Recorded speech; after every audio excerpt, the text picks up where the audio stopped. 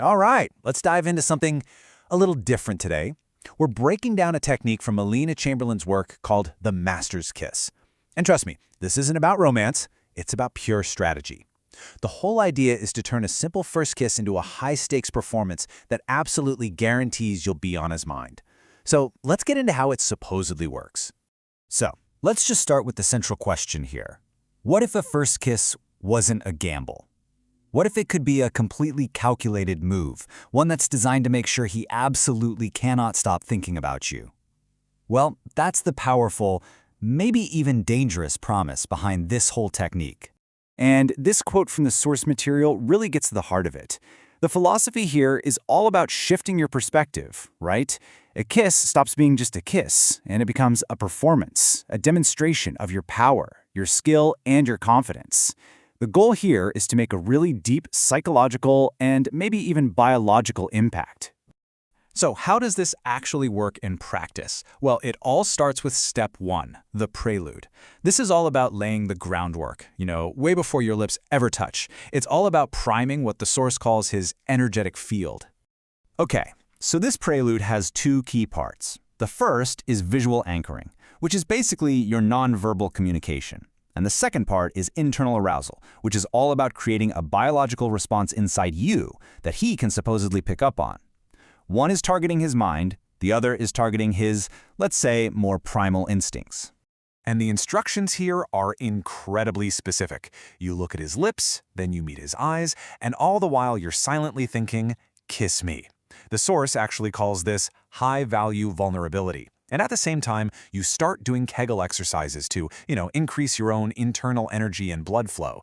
This is supposed to trigger the release of pheromones. It's this 1-2 punch designed to completely bypass his logical brain and speak directly to his instincts. Okay, so the stage is set. Now for the main event. Step 2, the execution. This is where the real technical skill comes into play. It's all about synchronized movement and very, very intentional touch. First up is something called the somatic map. Look, this is not just about random caressing. The whole idea is to use your hands with a specific purpose. You trace a path with your nails from the back of his head, down his neck, right between his shoulder blades. This exact touch is meant to trigger a really primal, almost electric response. Now, that somatic map leads directly to what's called the groin anchor.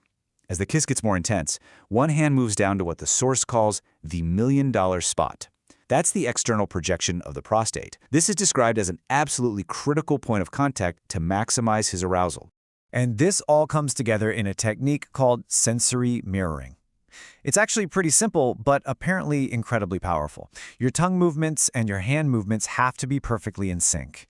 So if your tongue circles, your fingers circle. If you use suction with your lips, your hand pulses in that same rhythm. You see, this creates a powerful neurological loop in his brain, giving him a very, very intense preview of what full intimacy with you would be like. And this is it. This is the exact thought. The entire execution is designed to plant deep in a subconscious. If her kiss is this powerful, the sex will be life-altering. It's all about creating this irresistible trailer for what could happen next. But, and this is a big but, the kiss itself isn't the final move.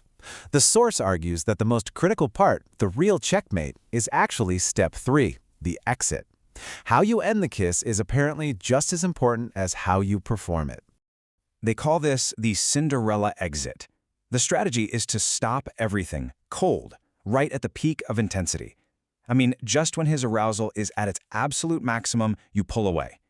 You're creating this dramatic emotional swing from incredible pleasure to sudden, shocking loss. And believe it or not, the source even provides a script. You're supposed to break contact, look at him with wide eyes, and whisper something just like this: "I can't take it anymore. I have to leave right now." The delivery has to be super dramatic, right? You have to create this sense of being completely overwhelmed, which then makes your sudden departure seem totally necessary. So, what's the psychology behind this? It's a classic principle called an open loop. You give him a taste of this incredibly intense pleasure, and then you just snatch it away, creating a kind of psychological trap. He's left with all this unresolved tension, and his brain becomes obsessively focused on one single thing, closing that loop by seeing you again. So let's just pull back for a second and look at the psychology that this whole strategy is built on. Why does this 3-part structure supposed to be so effective?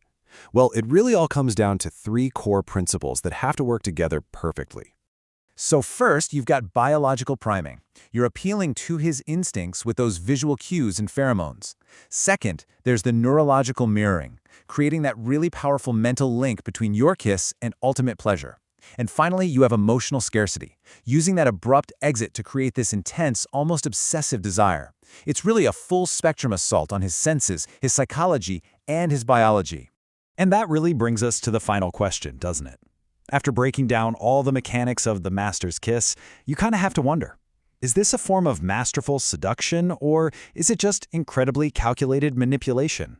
Where do you personally draw the line? Definitely something to think about. You can find the electronic version of book She Who Awakens by Alina Chamberlain at wishforlove.org.